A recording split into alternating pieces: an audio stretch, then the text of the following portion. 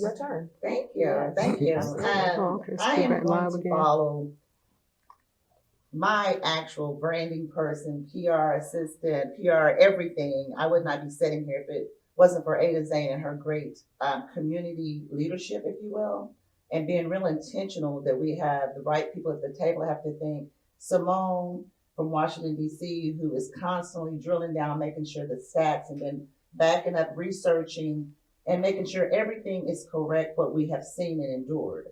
I think also the potential new Congresswoman, I'm going to call you Congresswoman anyway, because we're going to speak that into existence. There you go. Okay. I Mr. agree. Levert, I thank you because I think it's important that we have community leaders like you, celebrities at the table, because we can't be seen. That's part of our issue as minority women and what we've been doing. We have to build a coalition so the president could immediately help us, because this has been going, we've been going back and forth to Washington, D.C. for 10 years.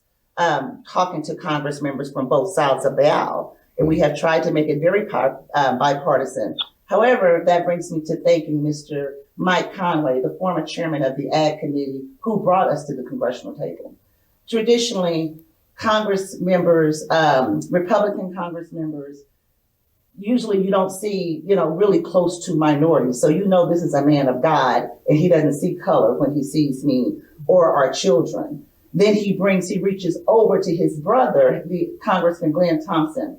I thank you for hearing Mr. Conway and for being here, because that really takes leadership to get outside your comfort zone and see what's really going on and want to help us get to see the president.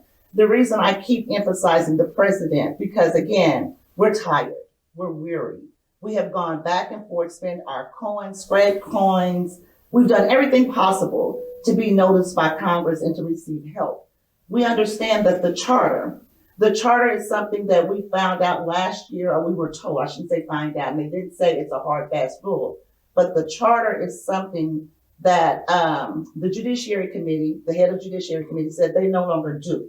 They no longer charter organizations. However, I did find through further research and working with others, that's not a hard, fast rule if the president is able to come and give an executive order to make sure we do equality and inclusion.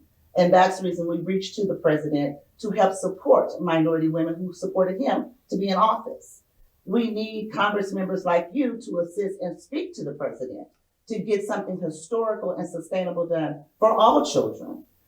Speaking to Mr. Conway, as far as duplication, we're asking to be a pilot program to 4-H. I love 4-H. I think it is the best FFA. That is the best thing in America's history that has happened for the youth. However, the youth do not look like us. And you can look at the stats. We see them sprinkled here and there. There are more minority children in 4-H here in Georgia.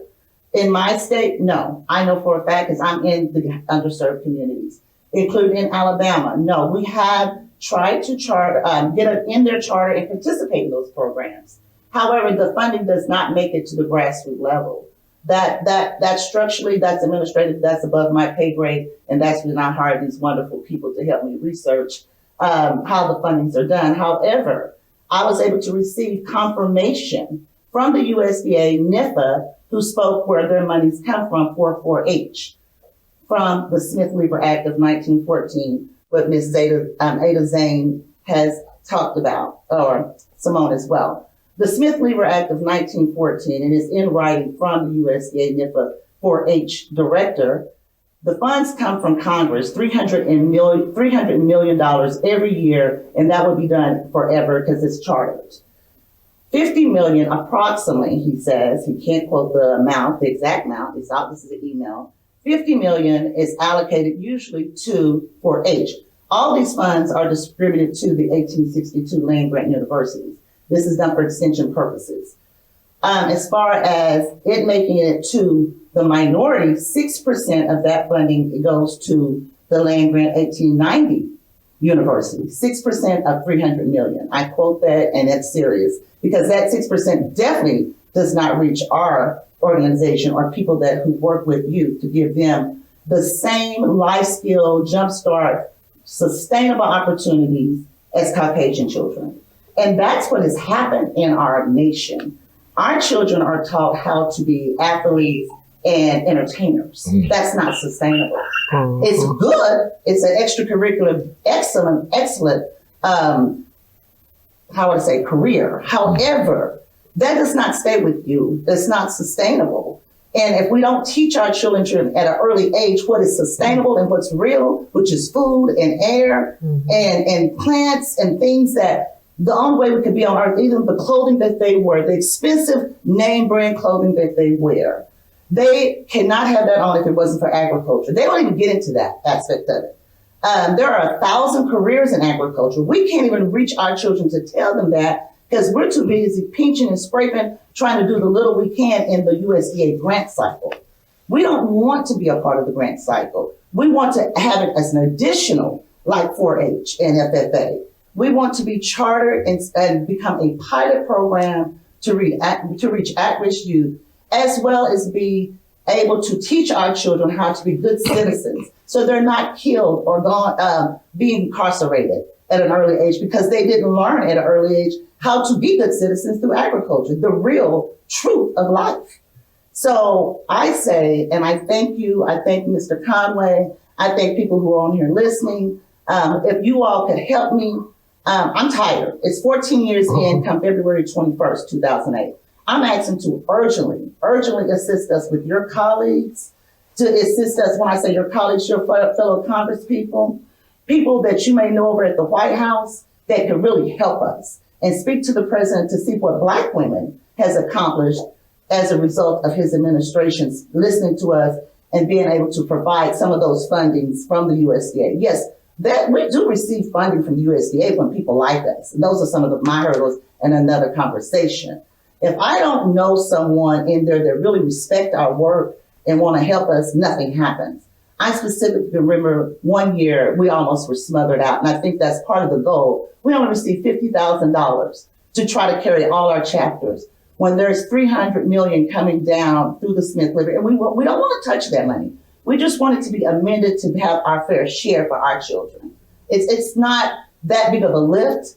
It's not a duplicate, because if it was a duplicate, more children would be in 4-H and FFA that looks like me. And another issue that we have, no one can educate like we educate our children. We are the TTs. We are the big mamas. We are the sisters that our children, we nurture them. We've been nurturing children since we came over here from Africa. That's just who we are as Black women. It's in our DNA. It's in our soul. And when it comes to our children, I'm fighting. I won't stop until our president or someone help us. Again, I thank you all. I thank my PR companies from Washington, D.C., the Exquisite PR public relations firm out of Chicago, as well as Exquisite from North Carolina, who helped also have all these wonderful people with me. I wouldn't even be sitting next to Ada Zane if it wasn't for Ms. Nicole Johnson and for Mr. King Jacob, who is of Exquisite personnel or public relations, all these acronyms, I'm sorry, getting out of my range. But I thank you all from the bottom of my heart. I'm just asking you all to please help us urgently to speak to the president this month, because we have something that is the solution, and I'll go in later if they let me, the solution to several poverty issues across the United States. Black women farmers, we have done it, we've been doing it, but we could do it so much better. If we speak to our president, the advisory council is called the Policy Council of the White House team, which they've alluded to try to help us. That's a whole other story offline, Mr. Conway and Congressman. I want to make sure that we do something for Black history that is really sustainable Black history.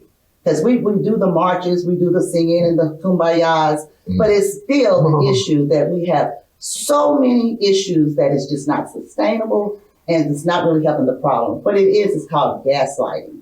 We're doing something, but we're not doing anything. So let me let Congressman Glenn Thompson